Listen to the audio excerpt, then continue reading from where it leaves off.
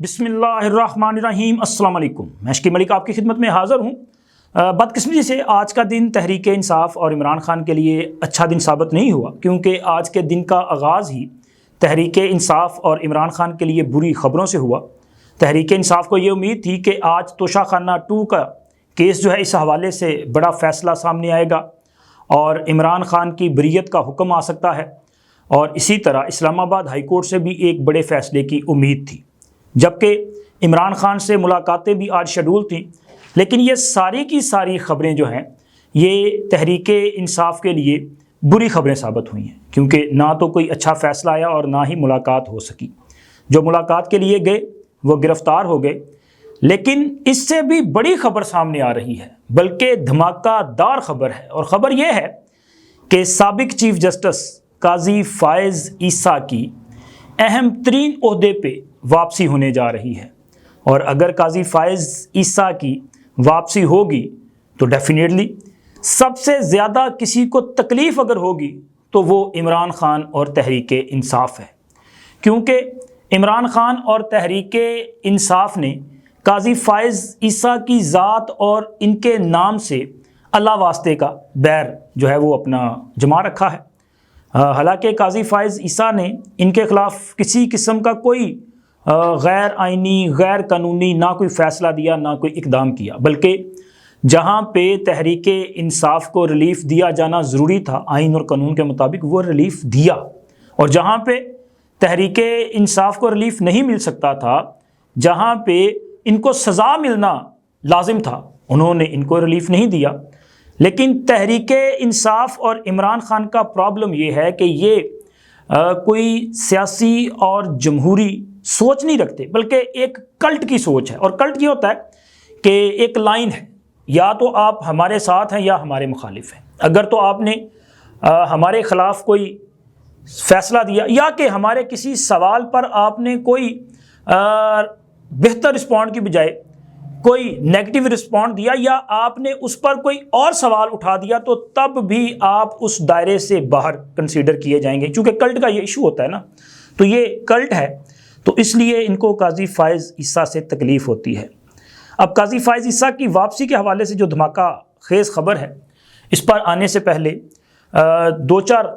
جو اہم ترین خبریں ہیں ان پہ ذرا بات کر لیتے ہیں۔ کچھ تو الیکشن کمیشن سے خبریں آج سامنے ہیں، کیونکہ آج الیکشن کمیشن میں اہم کیسز کی سماعت ہوئی ہے، جن میں ایک تو توہین الیکشن کمیشن کا کیس ہے، جس میں جناب فواد چودھری صاحب نے ایک بار پھر الیکشن کمیشن سے غیر مشروط معافی مانگی ہے، اور آج انہوں نے معافی مانگتے ہوئے الیکشن کمیشن سے یہ بھی استدعا کی کہ جی اب تو الیکشن کمیشن جو ہے وہ اپنی میعاد مکمل کر کے ریٹائرڈ ہونے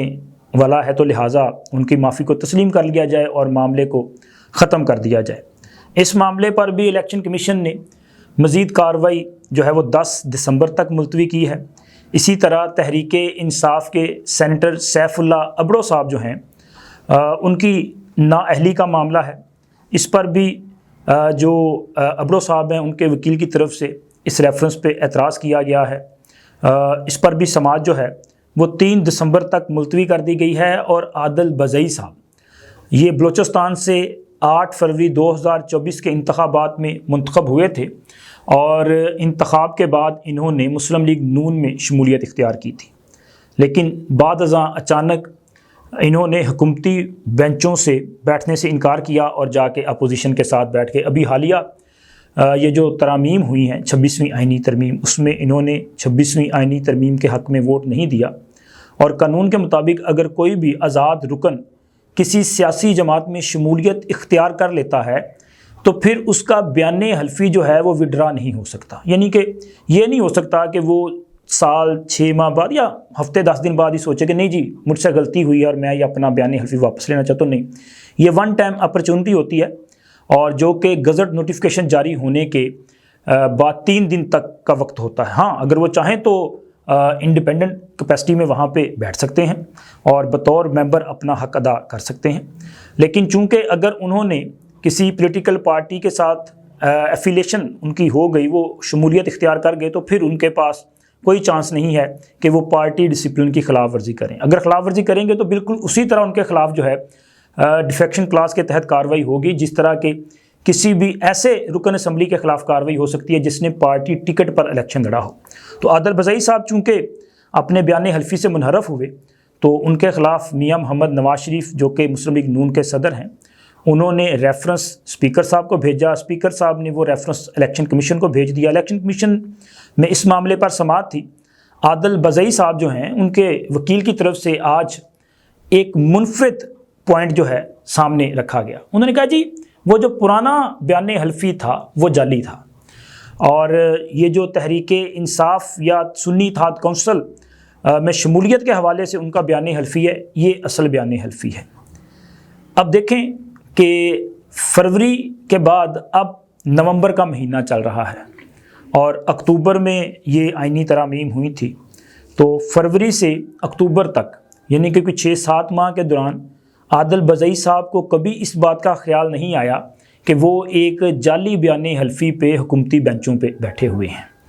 لیکن اچانک جب ان کی نااہلی کا معاملہ گیا تو انہوں نے کہا نہیں جی وہ تو بیان حلفی جعلی تھا, آپ تھم امپریشن جو ہے اس کا ایگزامینیشن اس کا کروائیں اور اس کے بعد اس کا جائزہ لیں. لیکن الیکشن کمیشن نے کہا جی ہم نے تو الیکشن کمیشن کے ریکارڈ کو دیکھنا ہے, ہم نے قومی اسمبلی کے ریکارڈ کو دیکھنا ہے, پھر اس پر فیصلہ کرنا ہے. تو وہ تو بڑا واضح ہے, الیکشن کمیشن کا ریکارڈ جو ہے وہ بھی موجود ہے اور قومی اسمبلی کا ریکارڈ بھی موجود ہے. الیکشن کمیشن نے اس معاملے پہ سماعت مکمل کرتے ہوئے فیصلہ محفوظ کر لیا ہے اور فیصلہ جو ہو سکتا ہے میرا خیال ہے کہ بڑا واضح ہے. لیکن اس حوالے سے ہم کوئی پریڈکشن نہیں کریں گے کیونکہ جب تک فیصلہ اناؤنس نہ ہو, اگر کچھ کہہ دیا اور واقعی وہ فیصلہ آ گیا تو کچھ لوگ یہ کہیں گے جی آپ کو پہلے کیسے پتہ تھا. لیکن چونکہ میں نے بات کھول دیا آپ کی سمجھ میں بھی آ چکی ہوگی. اور اسی طرح جناب علی آج چونکہ توشہ خانہ 2 کے حوالے سے 2 اہم کیس تھے. ایک کیس جو ہے اسلام آباد ہائی کورٹ میں تھا جہاں پہ جسٹس میاں گل حسن اورنگزیب صاحب نے اس معاملے پہ سماعت کرنی تھی. اس پر بھی کیس کی سماعت جو ہے وہ بغیر کارروائی کے 20 نومبر تک ملتوی ہوئی ہے. وجہ یہ ہے کہ نیب کے جو اسپیشل پراسیکیوٹر ہیں وہ کسی وجہ سے آج عدالت میں نہیں آ سکے اور ان کی عدم حاضری کی بنا پر سماعت ملتوی ہوئی ہے. اور توشہ خانہ 2 کا دوسرا کیس جس پر کہ بریت کی درخواستوں پہ فیصلہ سنایا جانا تھا وہ شاہ رخ ارجمند صاحب جو کہ آئی تھنک سینٹرل اسپیشل جج ہیں ان کی عدالت میں ہے. تو آج وہاں پر بھی جو ہے اس پر کارروائی آگے نہیں بڑھ سکی. ایک تو یہ شنید ہے کہ شاید جج صاحب آج کمرہ عدالت میں موجود نہیں تھے, کسی وجہ سے نہیں آ پائے. لیکن دوسرا یہ ہے کہ آج چونکہ نیب کے اسپیشل پراسیکیوٹر چھٹی پر ہیں تو یہ بھی ایک ریزن ہے جس وجہ سے سماعت نہیں ہو پائی.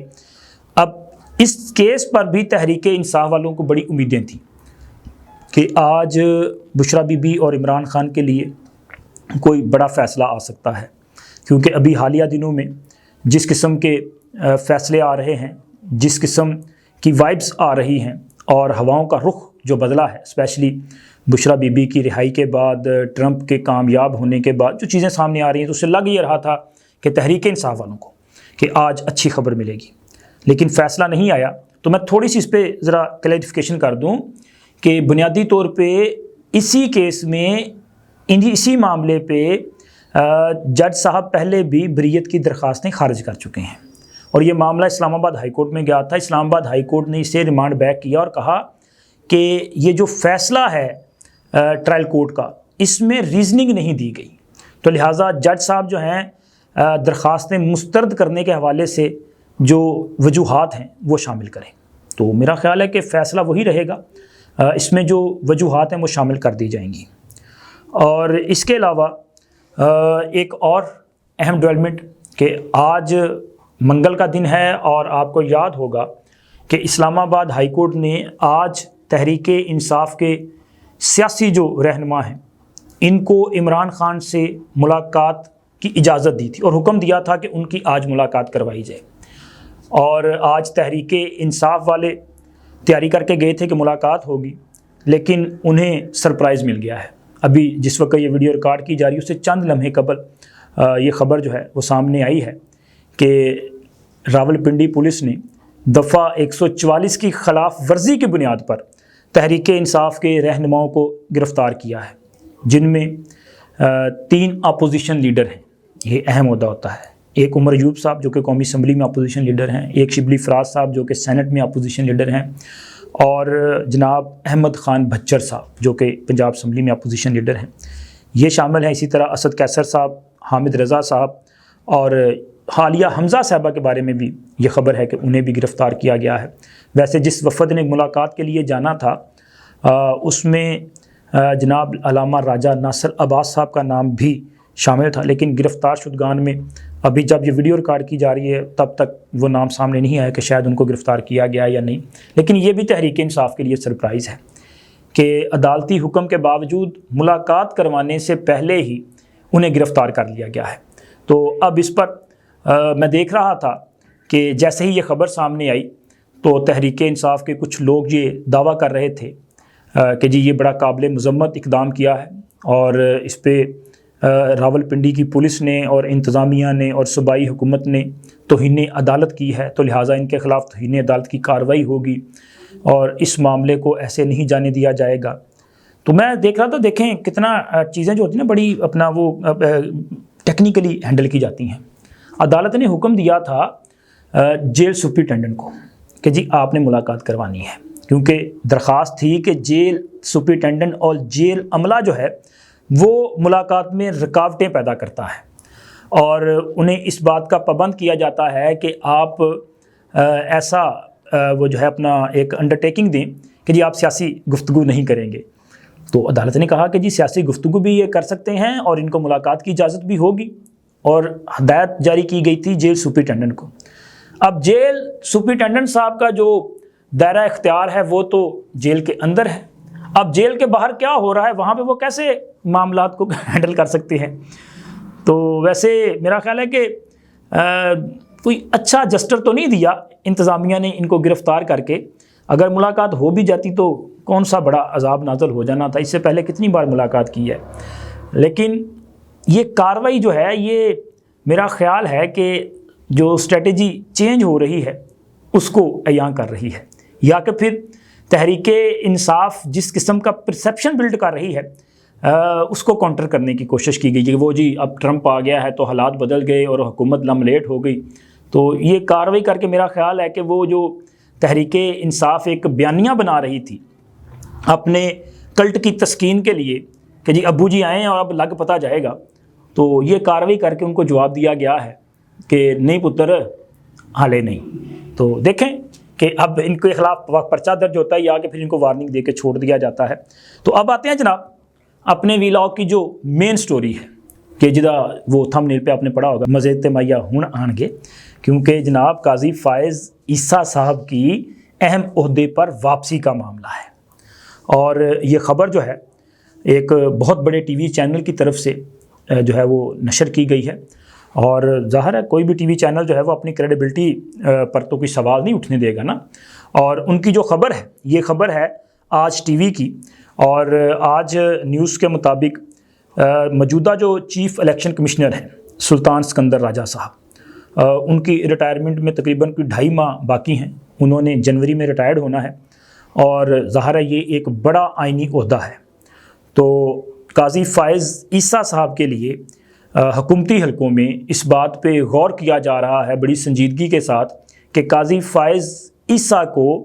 چیف الیکشن کمشنر کے عہدے پہ جو ہے اپوائنٹ کیا جائے۔ اب یہاں پہ 2 سوال پیدا ہوتے ہیں، خبر میں نے آپ کے ساتھ شیئر کر دی، لیکن ایک تو میری انفارمیشن بھی ہے، اس کے مطابق یہ ہے کہ قاضی فائز عیسیٰ صاحب کے لیے حکومت کچھ غور کر رہی ہے، جس میں یہ چیف الیکشن کمشنر کا جو عہدہ ہے میرا خیال ہے کہ یہ نہیں ہے، کچھ اور ہیں ایسے معاملات جہاں پہ حکومت غور کر رہی ہے